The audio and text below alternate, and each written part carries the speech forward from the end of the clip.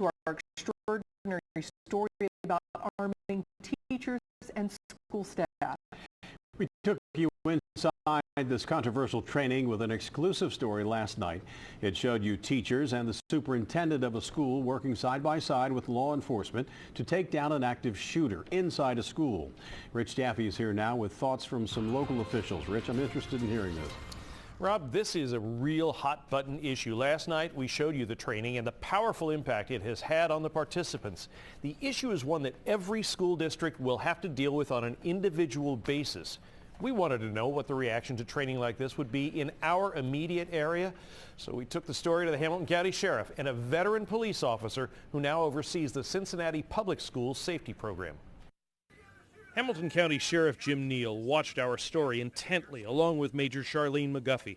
The sheriff's reaction to the idea of teachers and school administrators being trained to meet force with force in their own schools was clear and immediate. I'm in support of this training. I'm in support of this program.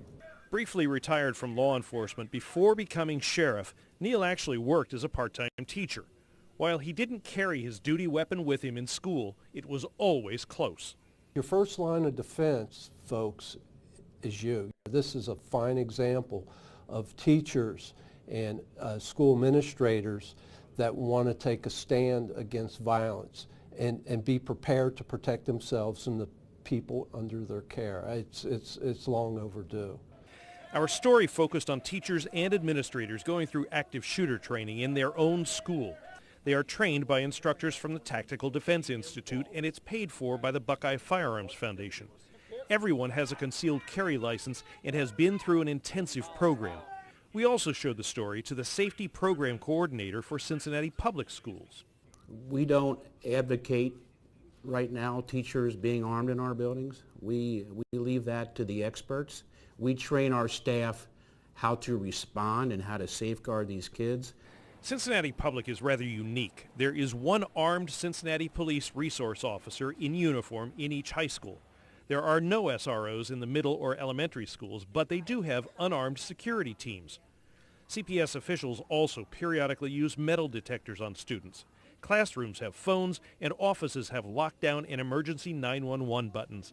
Down believes that thanks to location, in an emergency, law enforcement could quickly saturate a scene with officers. Yes, I understand time is critical, but we feel we have the best system right now for if such a horrific event happens in one of our buildings. The likelihood of something happening is going to be when we're not there. So they have a line of defense until we can get there to support them.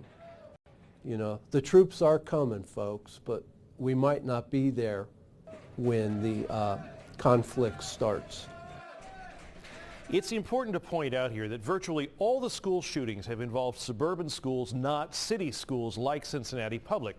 Most of the people that we spoke with agree that response time, which is critical in rural or suburban school systems, would be much longer than what you could expect in a city school.